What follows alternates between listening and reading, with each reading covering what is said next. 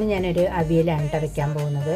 അപ്പോൾ അതിലേക്ക് ഞാൻ കുറച്ച് ആവശ്യത്തിന് ഉപ്പ്, ഇത്തിരി മഞ്ഞൾപ്പൊടി, ഇത്തിരി മുളക് പൊടി ഇട്ടിട്ട് കുറച്ച് വെള്ളം ഒഴിച്ച് കൊടുക്കട്ടെ, അധികം വേണ്ട. ഇതൊന്ന് ഞാൻ വേവിക്കാൻ വെക്കട്ടെ.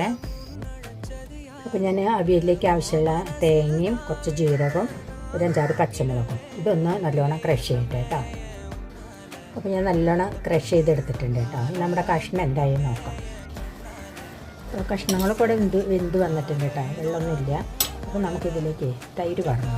തൈര് ഞാൻ മിക്സിയിലൊന്ന് ക്രഷ് ചെയ്താണ്. അപ്പോൾ നല്ലോണം ഒരു തളയൊക്കെ വന്നിട്ടുണ്ട് കേട്ടോ. നമുക്കിത് തേങ്ങ ചേർത്ത് കൊടുക്കുക. തേങ്ങ ചേർത്ത് കൊടുത്ത് നല്ലോണം മിക്സ് ചെയ്തിട്ട് നമ്മുടെ അവിയൽ ഇവിടെ ഏകദേശം റെഡി ആയിട്ടോ. കുറച്ച് കരിവേപ്പില ഇട്ട് കൊടുക്കുക, കുറച്ച് വെളിച്ചെണ്ണയും കൂടിയിട്ടോ. അപ്പോൾ നമ്മുടെ അവിയൽ ഇവിടെ റെഡി ആയിട്ടുണ്ട്. എല്ലാവർക്കും ഇഷ്ടപ്പെട്ടിട്ടുണ്ടാവും എന്ന് വിചാരിക്കുന്നു. അപ്പോൾ എല്ലാവരും ഒന്ന് ലൈക്കും ഷെയർ എല്ലാം ചെയ്യാൻ സപ്പോർട്ട് ചെയ്യും.